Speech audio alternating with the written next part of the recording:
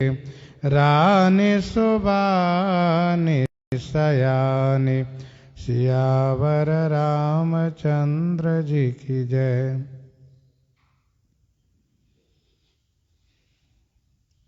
गोस्वामी जी महाराज पूर्व प्रसंग में वर्णन किए श्री जनक जी महाराज श्री किशोरी जी को जब हृदय से लगाए तो इनके हृदय में अनुराग रूपी सागर उमड़ पड़ा।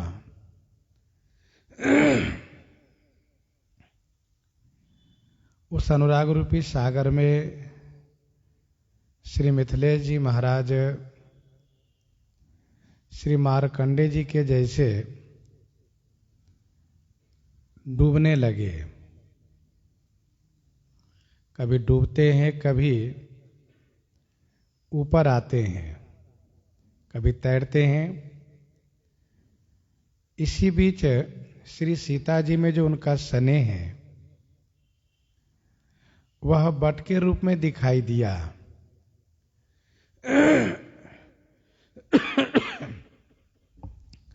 जो तीर्थराज प्रयाग में अक्षय वट है उसका नाम ही है अक्षय। उसका क्षय कभी नहीं होता है। जब प्रलय होता है तो जल का स्तर बढ़ता जाता है तो वह वट ऊपर की ओर बढ़ता चला जाता है।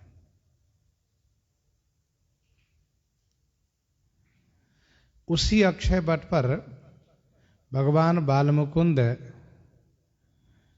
वट के पत्तों पर शयन करते हैं, विश्राम करते हैं। महाभारत के अनुसार तो उस अक्षय वट के डाली पर एक सुंदर छोटा सा पर्यंक होता है, पलंग। उस पर श्री बालमुकुंद भगवान लेटे हुए होते हैं। और अन्य अन्य पुराणों में यह वर्णन है कि भगवान वट के पत्ते पर लेटे हुए दिखाई देते हैं। वटस्य पत्रस्य कुटे शयनम।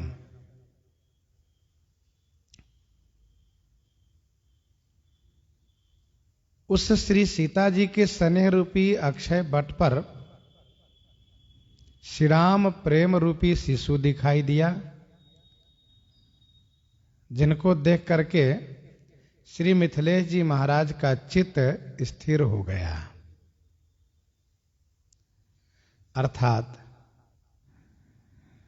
श्री मिथिलेश जी महाराज महान ज्ञानी हैं। वे कभी मोह में व्याकुल नहीं हो सकते। और यहां जो व्याकुल हैं, शोकाकुल हैं, यह श्री सीताराम जी में प्रेम के कारण। और इसी बात की पुष्टि में गोस्वामी जी आगे की चौपाई प्रस्तुत करते हैं कि मोह मगन मति नहीं विदेह की महिमा सिय रघुबर स्नेह की। मोह मगन मति नहीं विदेह की महिमा सिय रघुबर स्नेह की। विदेह की मति मोह में मगन नहीं है।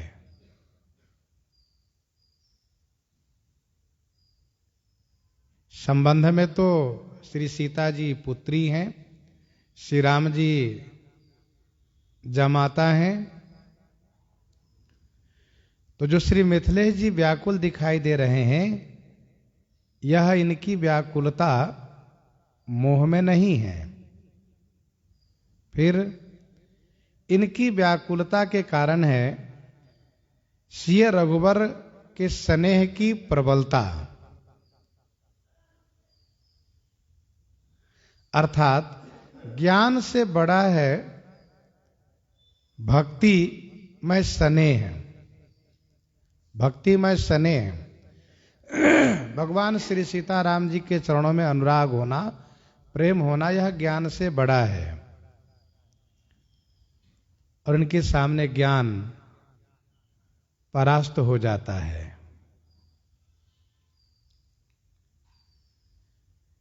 श्री जनक जी महाराज विदेह राज हैं। विदेह राज की बुद्धि मोह में मगन नहीं है, मोह में डूबी हुई नहीं है।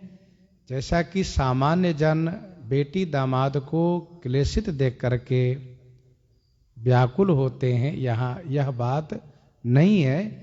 यहाँ है श्री सीताराम जी में विशुद्ध स्नेह।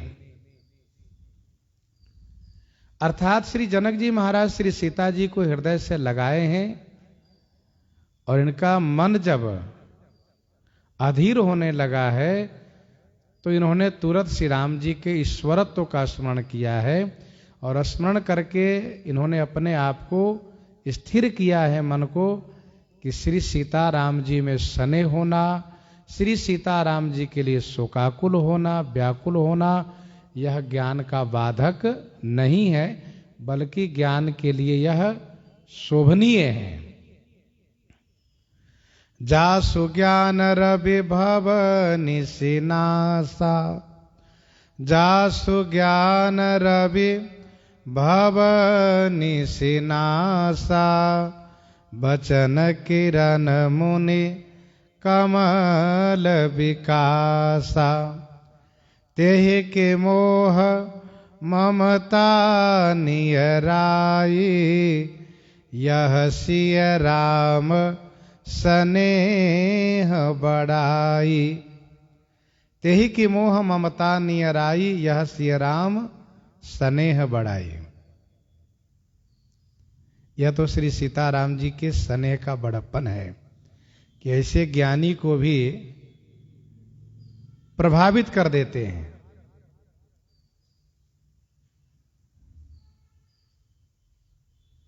सोहन राम प्रेम बिनु ज्ञानु, कर्णधार बिनु जिमि चल जानू। तो महिमा सिय रघुवर स्नेह की, यह सिय रघुवर स्नेह की महिमा है कि श्री जनक जी जैसे ज्ञानी भी शोकाकुल हैं। सिय पितु मातु स्नेह बस, बिकल न सके संभारी, धरनी सुता धीरज धरेऊ,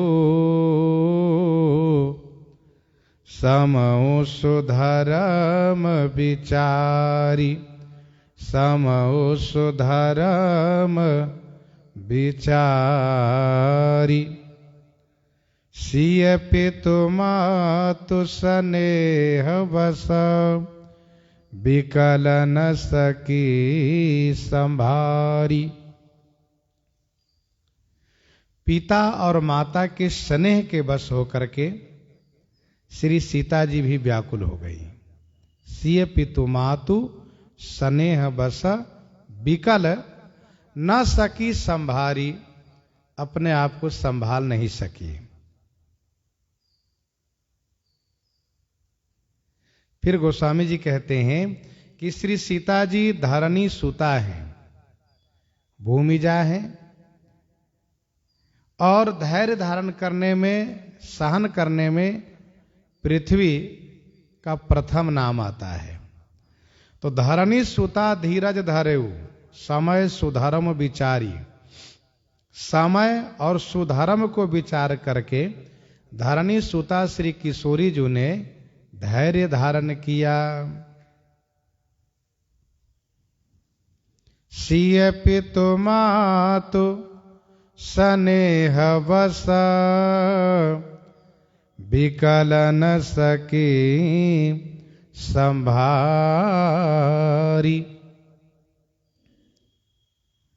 माता पिता स्नेह के बस, माता पिता के स्नेह बस श्री सीता जी व्याकुल हो गई, अपने आप को संभाल नहीं सकी। ध्यान दीजिएगा, यह लोक रीति है कि माँ यदि रो रही हो, पिता यदि रो रहे हो, तो बच्चा यह नहीं जानना चाहता है कि क्यों रो रहे हैं माता पिता, बल्कि उनको रुदन करते हुए देख करके वह रोने लगता है। यह लोक रीति है। बालक से पूछो क्यों रो रहे हो, तो वह एक ही जवाब देगा कि मेरे माता पिता रो रहे हैं इसलिए हम रो रहे हैं। उनके दुख से दुखी है, यह लोक रीति है। वैसे ही भगवान का भी स्वभाव है कि भक्त के दुख को देख करके स्वयं दुखी हो जाते हैं। श्रीमद् भगवत गीता जी के 4थे अध्याय के 11वां श्लोक में आप जब पढ़ेंगे तो वहां पर वर्णन है। ठाकुर जी कहते हैं कि जे यथा माम प्रपद्यन्ते तांस तथैव भजाम्यहम्। जे यथा माम प्रपद्यन्ते तांस तथैव भजाम्यहम्। तो सिय पितु मातु स्नेह बस विकल न सकी संभारी। धरणी सुता धीरज धरेउ समौ सुधर्म विचारी। श्री सीता जी व्याकुल तो हो गई, फिर इन्होंने समय और सुंदर धर्म पर विचार किया। समय क्या है? कहा समय विपत्ति का है, वनवास का है। और सुधर्म, सुंदर धर्म क्या है? कहा सुंदर धर्म यह है कि मैं पति के साथ वानप्रस्थ धर्म को निर्वाह कर रही हूं, पालन कर रही हूं। अर्थात मैं पति के साथ रह रही हूं। इस समय में मुझे इतना व्याकुल होना उचित नहीं है।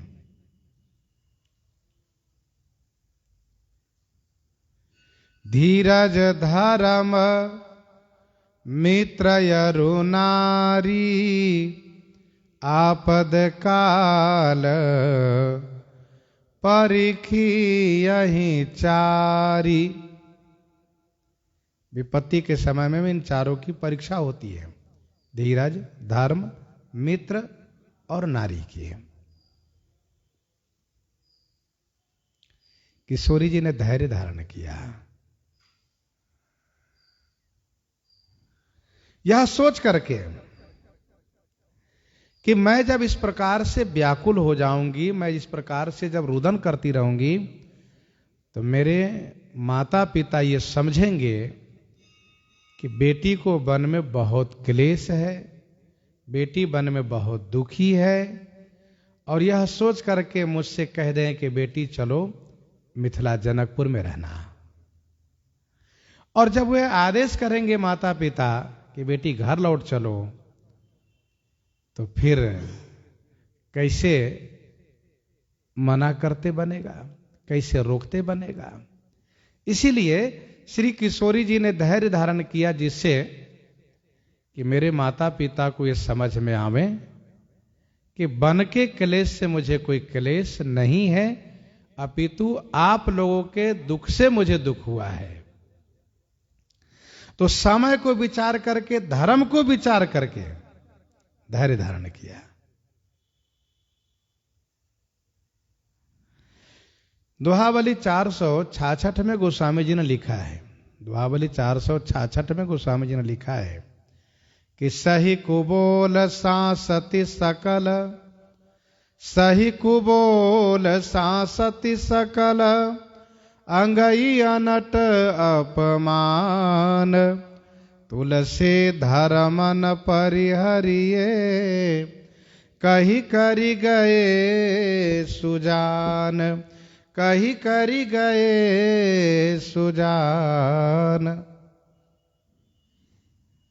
सही कुबोल सांसति सकल, अंगई अनट अपमान, तुलसी धर्मन परिहरिये, कही करी गए सुजान। सुजान महापुरुष लोग यह कह गए हैं, यह संदेश दे गए हैं कि चाहे कुबोल सहना पड़े, चाहे सांसती सहनी पड़े, सांसती सहना पड़े, और चाहे अपमान और अन्याय सहना पड़े, कठिन अपमान सहना पड़े, फिर भी अपने धर्म का परित्याग नहीं करना चाहिए। धर्म पर बने रहना चाहिए।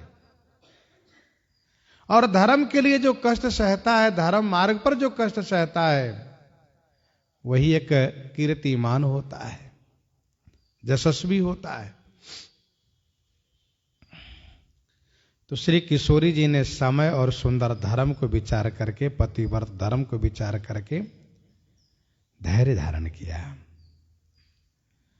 तापस वेश जनक सिय देखी, तापस वेश जनक सिय देखी, भयउ प्रेम परितोष विसेखी, भयउ प्रेम परितोष विसेखी, तापस बेस जनक सिय देखी, तापस बेस जनक सिय देखी, भयउ प्रेम परितोष विसेखी।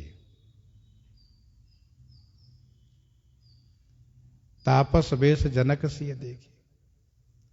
श्री जनक जी ने, सिय माने श्री सीता जी को, श्री जनक जी महाराज ने बेटी सिया को तपस्विनी वेश में देखा। तापस वेश जनक सिय देखी। महाराजा श्री जनक ने पुत्री श्री सिया जी को तपस्विनी वेश में देखा तो विसेखी प्रेम परितोष भयउ, विशेष प्रेम और प्रेम में परितोष प्राप्त हुआ, बड़ी संतुष्टि हुई, बहुत अच्छा लगा।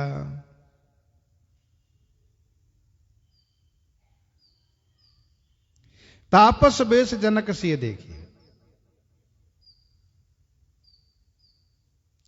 परिवार के लोगों में व्याकुलता बढ़ी थी।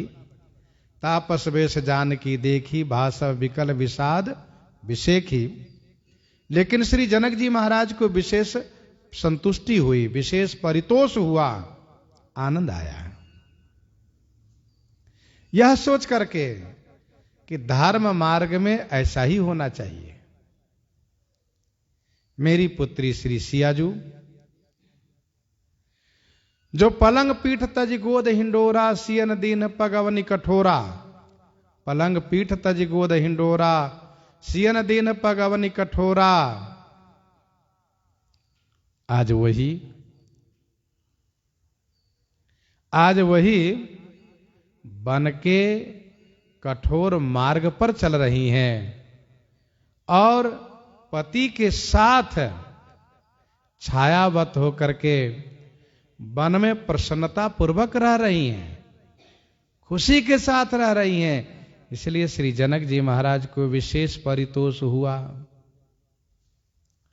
जो धर्मज्ञ होता है, जो धर्मवेत्ता होता है, वह अपने प्रियजनों को धर्म मार्ग पर चलते हुए देख करके संतुष्ट होता है, खुश होता है, उन्हें बड़ा अच्छा लगता है। महाराज ने कहा, पुत्री पवित्र किए कुल दो, पुत्री पवित्र किए कुल दो, सुजस धवल जग कह सबको, सुजस धवल जग कह सबको, पुत्री पवित्र किए कुल दो। पुत्री, तुमने तो दोनों कुल को पवित्र कर दिया। तुम्हारा धवल माने उज्जवल सुजस जगत में फैला हुआ है। कह सबको, सबको इस बात को कह रहे हैं, सब लोग कह रहे हैं, पुत्री पवित्र किए कुल दोऊ, सुजस धवल जग कह सब को। तुमने दोनों कुल को पवित्र किया है और जगत में तुम्हारा उज्जवल जस विकसित हो रहा है, फैला हुआ है। इस बात को मैं नहीं अपितु सब कोई कह रहे हैं। पुत्री, जैसे पुत्र शब्द का अर्थ होता है वैसे पुत्री शब्द का भी अर्थ होता है। पू नाम के नरक से जो रक्षा करे वही पुत्र है, वही पुत्री है। महाराज श्री मिथिलेश जी कहते हैं, बेटी तुमने दोनों कुल को पवित्र कर दिया है, अर्थात पिता कुल और पति कुल दोनों को धन्य कर दिया है। पूरे संसार में तुम्हारा उज्जवल जस छाया हुआ है, सब कोई कह रहे हैं। ध्यान दीजिएगा, शब्द है कुल और कुल का अर्थ होता है किनारा। स्त्री के जीवन में दोनों तट होता है, पितृकुल तट और पतिकुल तट, ये दोनों कुल होते हैं इनके जीवन में। अर्थात बेटी के सदाचार से, बेटी के धर्म से इनकी कीर्ति रूपी नदी जब पूरे संसार में प्रवाहित होती है तो उस कीर्ति नदी के दोनों तट होता है। लोग ये कहते हैं कि यह किसकी बेटी है, तो अमुक की बेटी है। और फिर दूसरा पक्ष भी चर्चा में होता है कि यह किनकी पत्नी है, तो उन पति का भी नाम आता है। तो पति और पिता दोनों का नाम स्त्री के शुभ कर्म से होता है। बेटा यदि शुभ कर्म करता हो, बेटा यदि सुंदर कीर्ति को स्थापित करता हो, कीर्तिमान होता है, तो वह केवल अपने पितृकुल को ही नाम विकसित करता है, नाम प्रचारित करता है। जगत में केवल अपने पितृकुल का ही नाम प्रचारित करता है। लेकिन बेटी जब कीर्तिमान होती है तो उनके द्वारा उभय कुल अर्थात दोनों कुल का नाम होता है, पति कुल और पिता कुल। महाराजा श्री मिथिलेश जी कहते हैं कि पुत्री पवित्र किए कुल दो, तुमने तो दोनों कुल को पवित्र कर दी बेटी, और ये तुम्हारा धवल सुजस, उज्ज्वल सुजस जगत में चमचमा रहा है। इस बात को हर कोई कह रहा है। सुजस धवल जग कह सबको, सुजस धवल जग कह सबको, सब कोई कहते हैं इस बात को। श्रीमद् वाल्मीकि रामायण में यह वर्णन है, कृत्य कृत्या हि वैदेही, कृत कृत्या हि वैदेही, छायेवानुगता पतिम, न जहाति रता धर्मे, मेरुमर्क प्रभा यथा। कृत्य कृत्या ही वैदेही, श्री विदेह राज नंदिनी जू कृत्य हो गई, धन्य धन्य हो गई। कृत्य कृत्या ही वैदेही, क्योंकि छाये वानुगता पतिम, पति की छायावत होकर के पति के साथ चल रही हैं। ठीक उसी प्रकार से जिस प्रकार से सूर्य की प्रभा, सूर्य की प्रभा सूर्य से अलग नहीं होती है, मेरु से अलग नहीं होती है। तो पुत्री पवित्र किए कुल दो, सुजस धवल जग कह सबको। जीति सुर सरी कीरति सरी तोरी, जीति सुर सरी कीरति सरितोरी गवन किन्ह विधि अंड करोरी गवन किन्ह विधि अंड करोरी। जित सुर सरि कीरति सरि तोरी।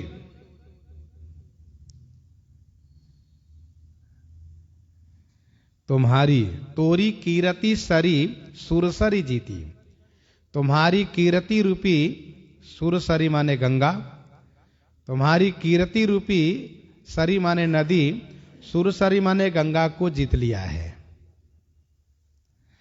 और करोरी विधि अंड गवन किन्ह, करोरी माने करोड़ों, विधि अंड का अर्थ होगा ब्रह्मांड, विधि अंड माने ब्रह्मांड।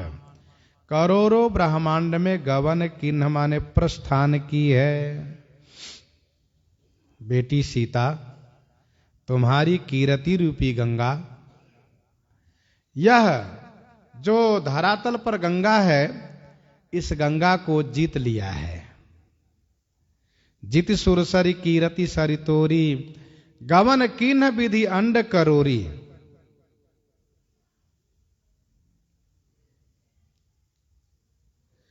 करोड़ों ब्रह्मांड में पहुंची है।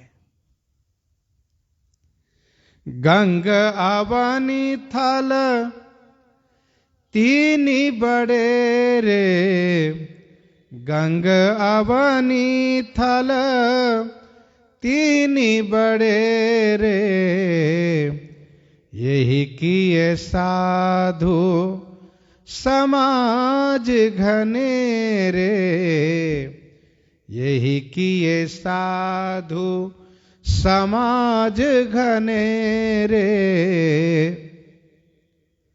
गंग अवन थल तीन बड़े रे, यही किए साधु समाज घने रे।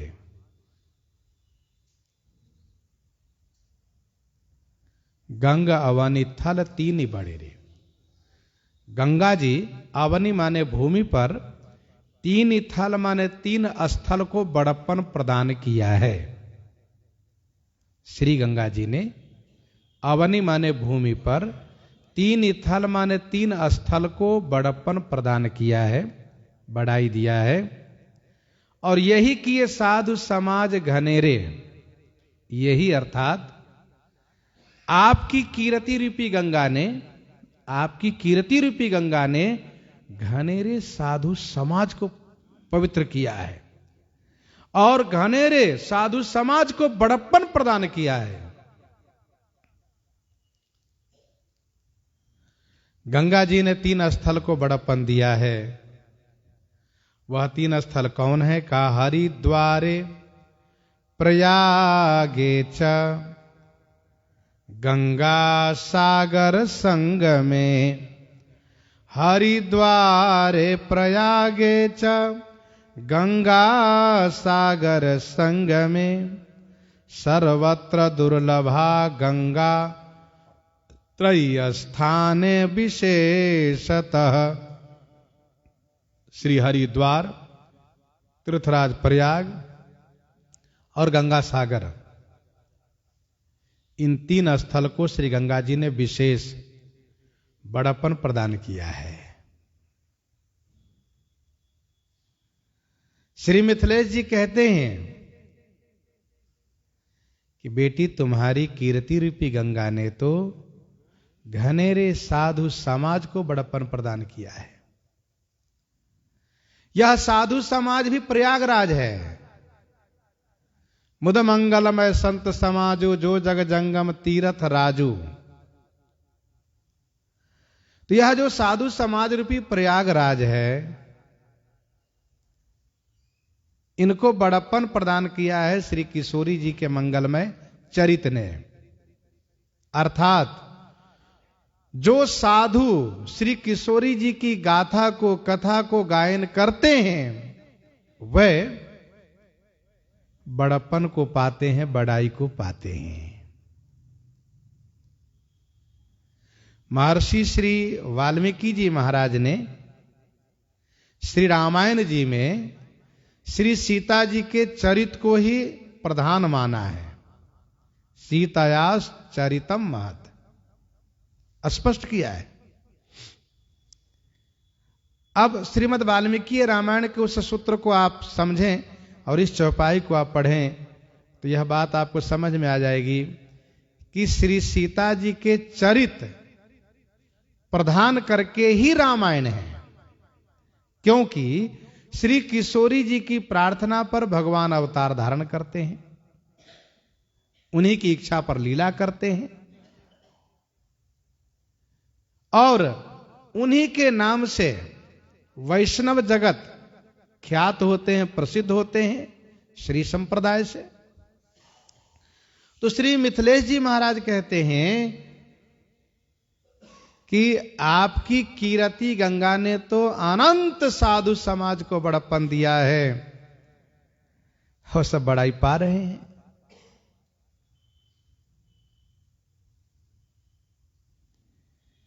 पितु कह सत्य,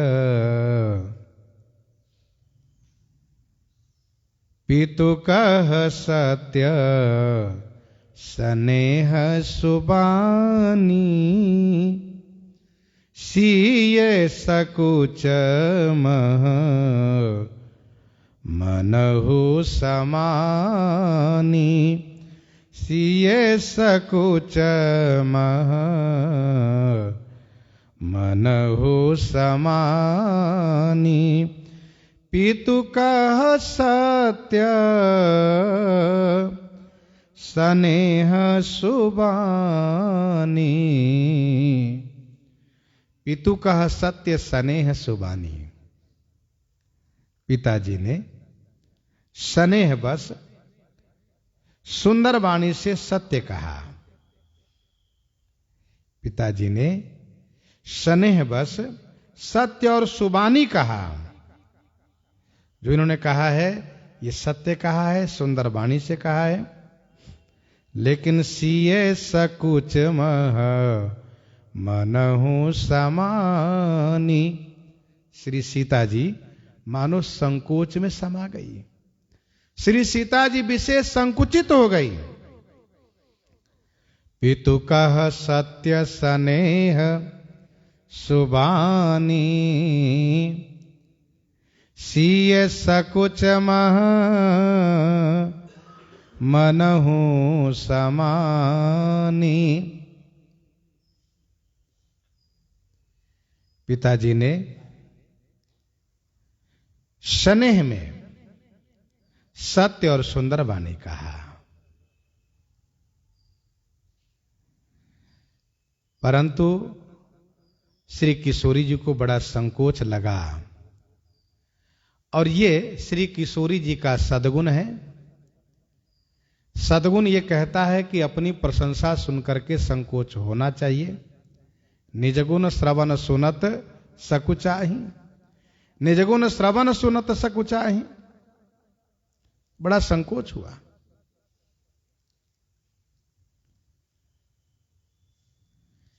वैसे श्री जनक जी ने जो कहा है स्नेह के कारण कहा है, परंतु जो कहा है वह यथार्थ कहा है। कहने का भाव यह है कि संतान के मुख पर उनकी बड़ाई करने की आज्ञा शास्त्रों की नहीं है। नीति कहती है कि संतान के मुख पर उनकी बड़ाई न करें। लखी लघु बंधु बुद्धि सकुचाई, करत बदन पर भरत बड़ाई। लेकिन स्नेह के मारे शास्त्र की बात, नीति की बात भूल गए श्री जनक जी, इसलिए स्नेह में कह गए।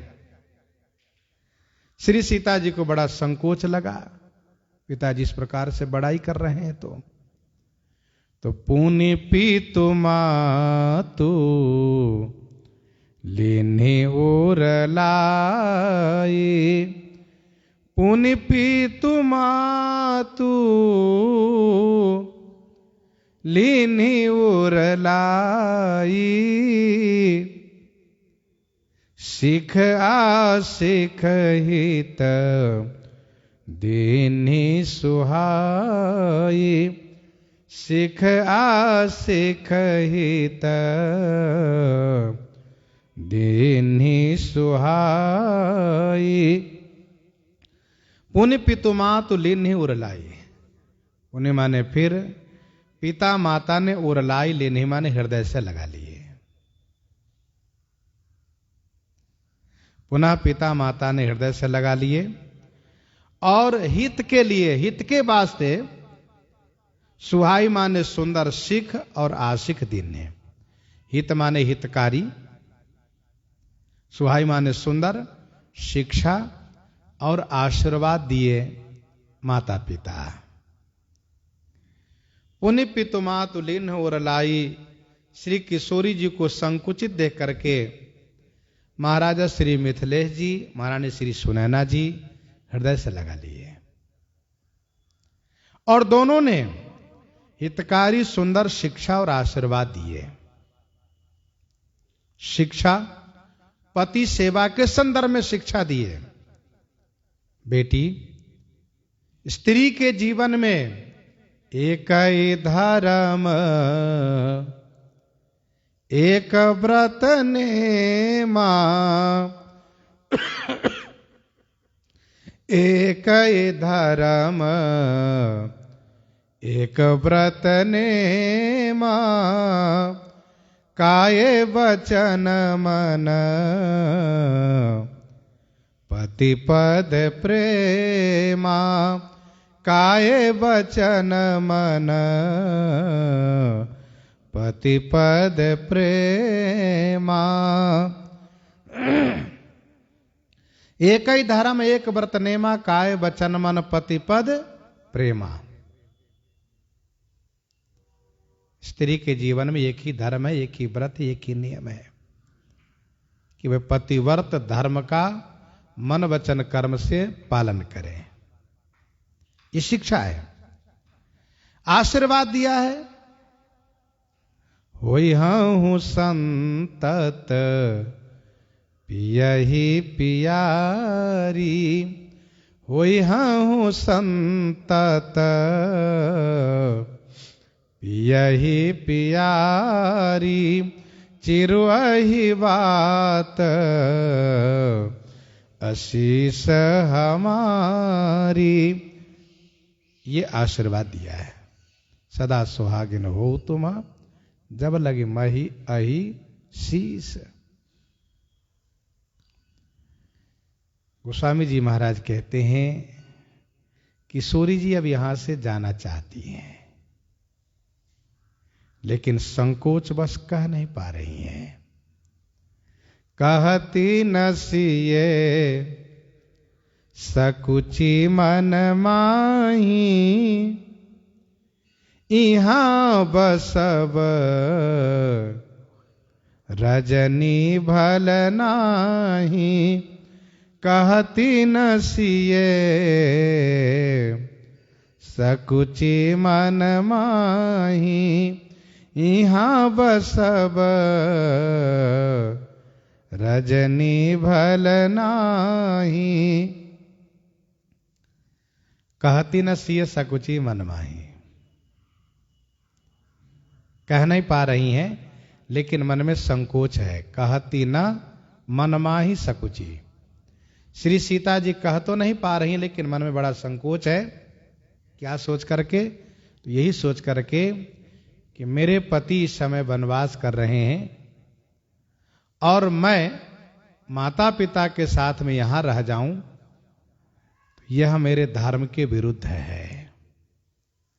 यहां बसब रजनी भल नाही। रजनी माने रात्रि में यहां पर निवास करना, यह भल नाही। भल माने अच्छा नहीं है।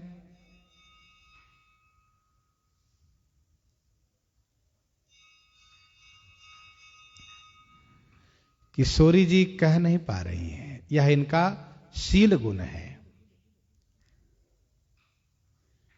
लेकिन धर्म कहता है कि जब पति वनवास में है तो फिर माता पिता के पास रहना यह नारी धर्म के विपरीत है, नारी धर्म के विरुद्ध है।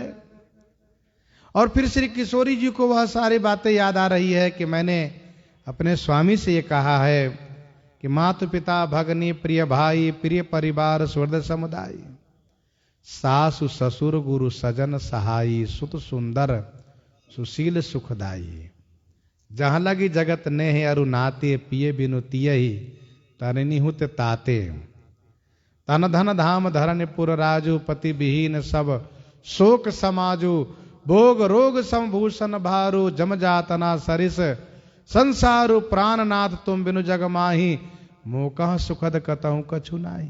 मैंने तो ये कहा था कि मोकह सुखद कतहु कछु नाही और मैं माता पिता के साथ सुखपूर्वक यहां रह जाऊं, ये तो मेरे धर्म के और मेरे वक्तव्य के विरुद्ध होगा।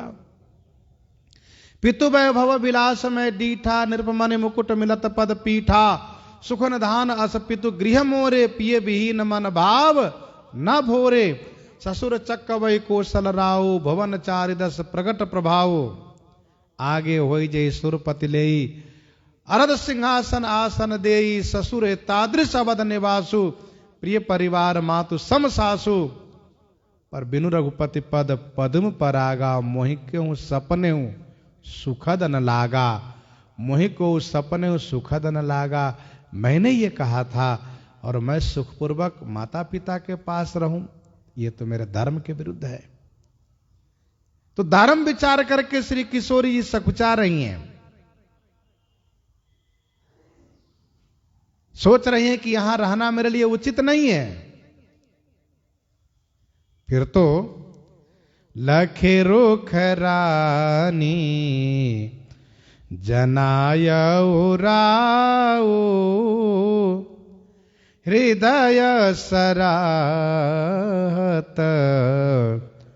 शील स्वभाव लखे रोख रानी जनायऊ राऊ। अब किशोरी जी के चित्त में चंचलता आ गई है कि मैं यहां से कैसे जाऊं, कैसे माता पिता से कहूं कि मैं जाना चाहती हूं। इस बात को लेकर के मन में चंचलता है। किशोरी जी कुछ कह तो नहीं पाई, लेकिन किशोरी जी के रुख को श्री सुनैना माता जी समझ गई। लाखी रुख रानी जनायऊ राऊ। श्री किशोरी जी के रुख को लखी मां ने देख करके रानी श्री सुनैना जी ने महाराजा श्री मिथिलेश जी से बताया। उनसे कहा कि स्वामी, बेटी को अब विदा करना चाहिए, बेटी जाना चाहती है। ऐसा कह करके दोनों श्री किशोरी जी के शील स्वभाव को हृदय से प्रशंसा करने लगे। धन्य है बेटी।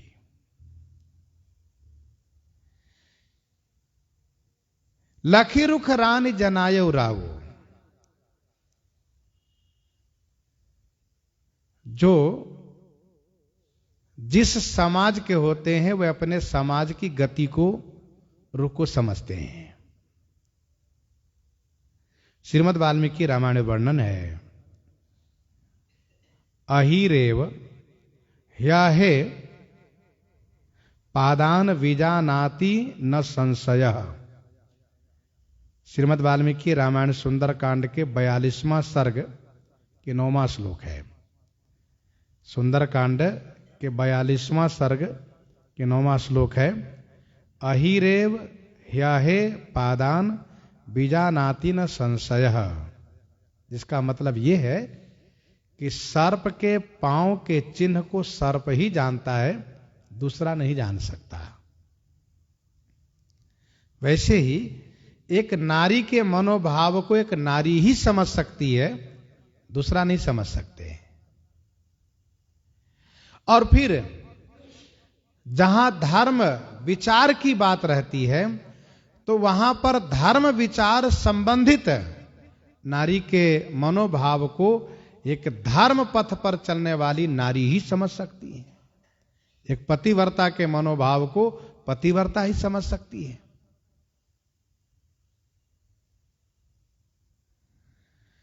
संभवतः किशोरी जी ने आकाश की ओर देखा है। ध्रुव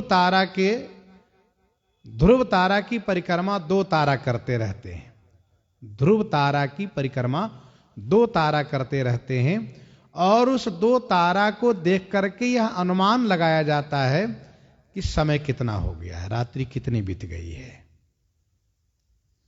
तब पूर्व जमाने में घड़ी आदि का अभाव था और समय को जानने के लिए थोड़ी कठिनाई होती थी, लेकिन आकाश के तारे से, कुछ पक्षियों की बोली से यह निश्चय किया जाता था कि अब इतना समय हो गया है, इतनी रात बीत गई है।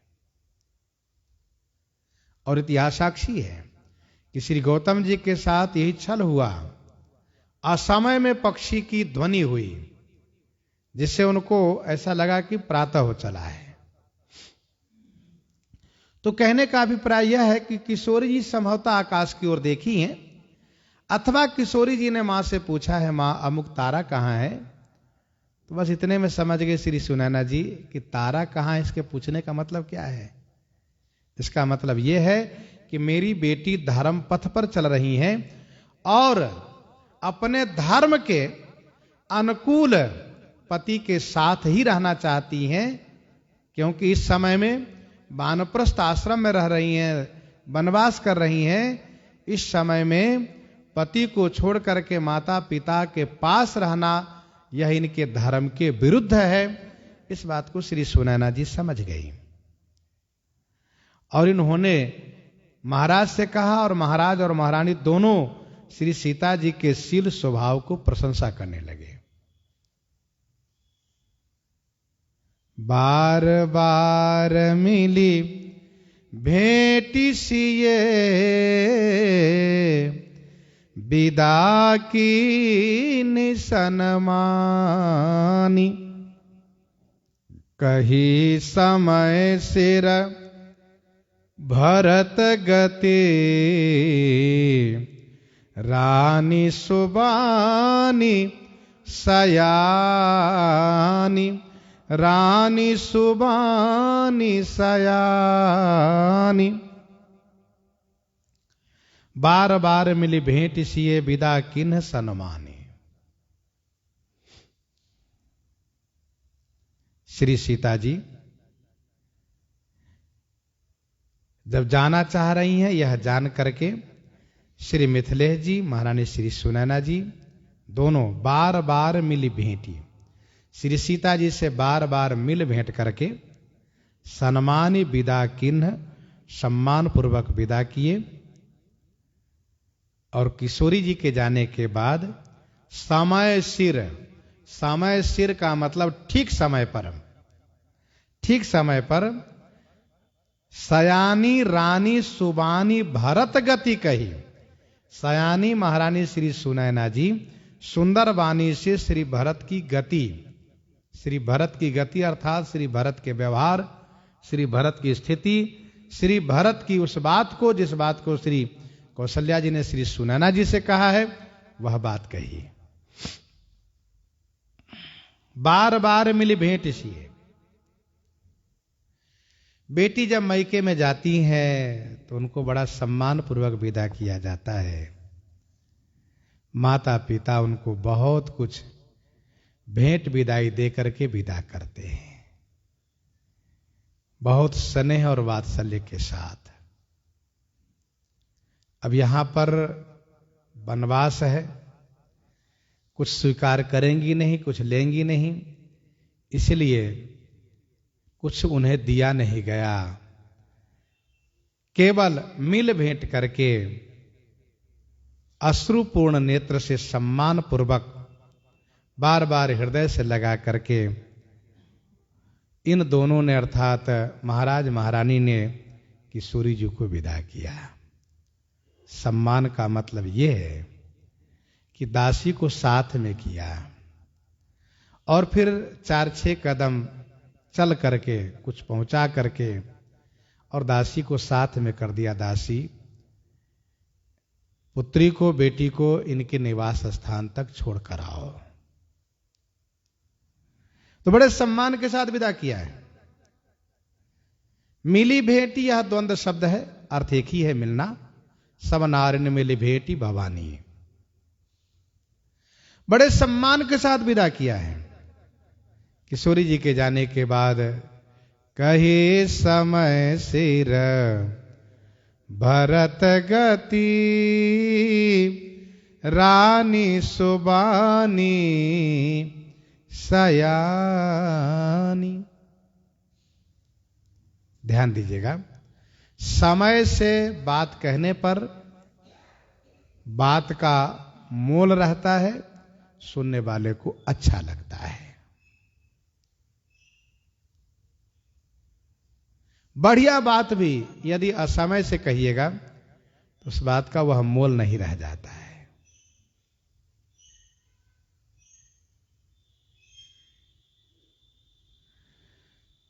तेही समाज गिरिजा में रहेऊ, बोले बाबा कहते हैं, तेही समाज गिरिजा में रहेऊ, तो अवसर पाई बचन एक कहेऊ। समय पाकर के मैंने कहा और परिणाम यह हुआ कि मोर बचन सबके मन माना, मेरी बात सबको अच्छी लगी। समय पर, ठीक समय पर, और जब विशेष महत्वपूर्ण बात कही जाती है तो उस बात की महत्ता समझी जाती है, इसका क्या महत्व है।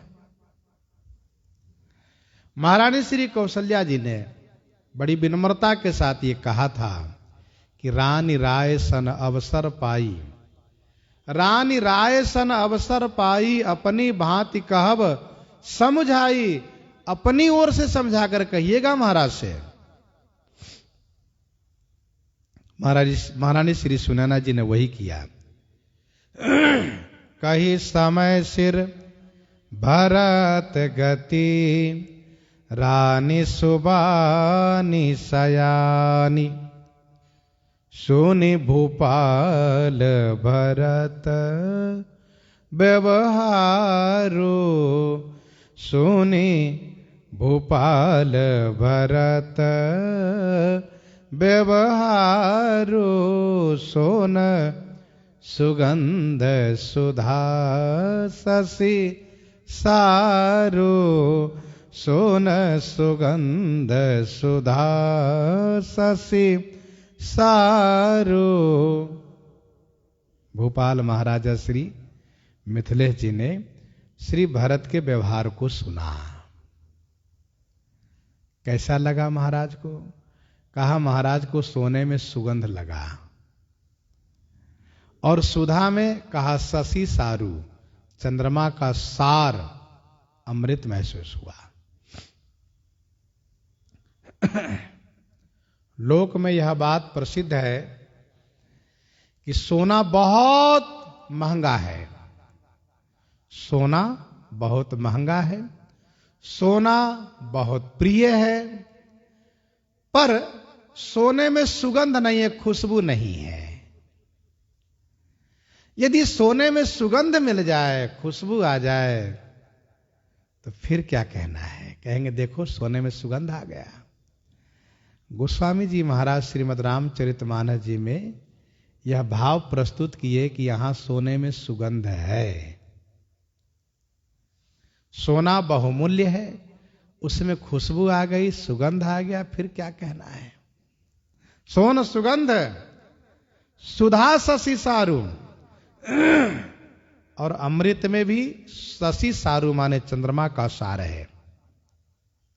सुधा, एक सुधा वह जो समुद्र मंथन से निकला है, देवलोक में है, एक सुधा नागलोक में है, लेकिन सबसे ज्यादा महत्वपूर्ण है शशि सारू। चंद्रमा में जो सुधा है वह विशेष महत्वपूर्ण है। सोन सुगंध सुधा शशि सारू। सोना, सोना क्या है? तो कनकई बान चढ़ई जिमिदाहे कनकई बान, चढ़ई जिमिदाहे तेमि प्रियतम पद प्रेम निवाहे। प्रियतम के चरण में स्नेह का निर्वाह होना ये सोना है। अपने प्रियतम प्राणनाथ स्वामी के चरणों में स्नेह का निर्वाह होना ये क्या है? सोना है। और इसमें सुगंध क्या है? कहा भायप भली चहु बंधु के जल माधुरी सुबास। भायप भली चहु बंधु के जल माधुरी सुबास। सुगंध है भाईपना। चलत पया दे खात फला पिता दिन तजी राज। जात मनावन रघुबर ही भरत सरिस को आज। जात मनावन रघुबर ही भरत सरिस को आज। ये सुगंध है। सुधा ससी सारू। अमृत में शशि सारू है। नव विधु विमल तात जस तोरा। नव विधु विमल तात जस तोरा। ये नव विधु नया चंद्रमा है। रघुवर किंकर कुमुद चकोरा। श्री रघुनाथ जी के दास ही कुमुद और चकोर है। ये चंद्रमा है। और चंद्रमा का अमृत कहा राम स्नेह सुधा कर सारू। राम स्नेह सुधा कर सारू। यह शशि सारू श्री राम स्नेहामृत। महाराज श्री मिथिलेश जी श्री भरतलाल जी का व्यवहार सुन करके बड़े आनंदित हो गए। जो सोने में सुगंधवत हैं, लोक में सोने में सुगंधवत है और परलोक में सुधा शशि सारू है। फिर तो श्री जनक जी महाराज मुदे सजल नयन पुलकेतन। मुदे सजल नयन पुलकेतन। सुजस सराहन लगे मुदित मन। सुजस सराहन लगे मुदित मन। मुदे सजल नयन पुलकेतन। सजल नयन मुदे। सजल नयन माने अश्रुपूर्ण नेत्र को बंद कर लिए। तन पुलक शरीर रोमांचित हो गए। और फिर तो मुदित मन सुजस सराहन लगे। मुदित मन माने प्रसन्न मन से सुजस की सराहना करने लगे, प्रशंसा करने लगे। मुदे सजल नयन पुलकेतन।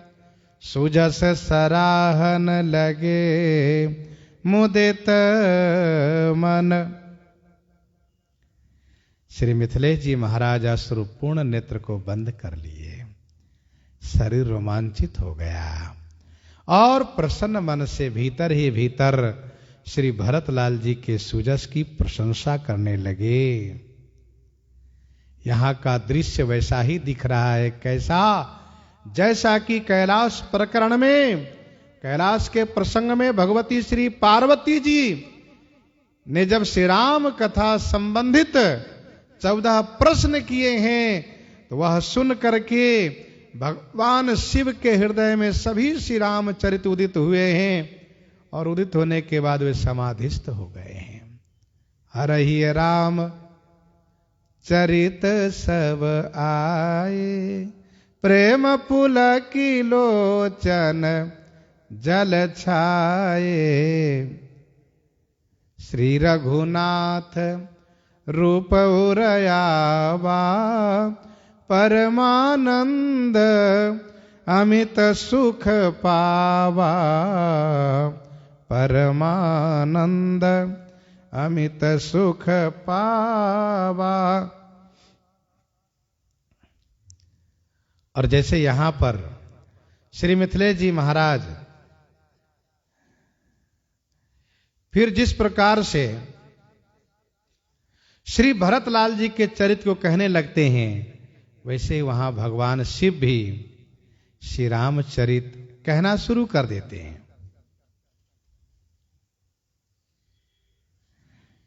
तो मुदे सजल नयन पुलके, तन सुजस सराहन लगे मुदित मन। मगन ध्यान रस दंड जुगा, पुनि मन बाहिर किन। रघुपति चरित महेश तब हर्षित बर नैलीन। वैसे यहां पर श्री जनक जी महाराज सावधान सुनो सुमुखी सुलोचनी, भरत कथा भव बंध विमोचनी।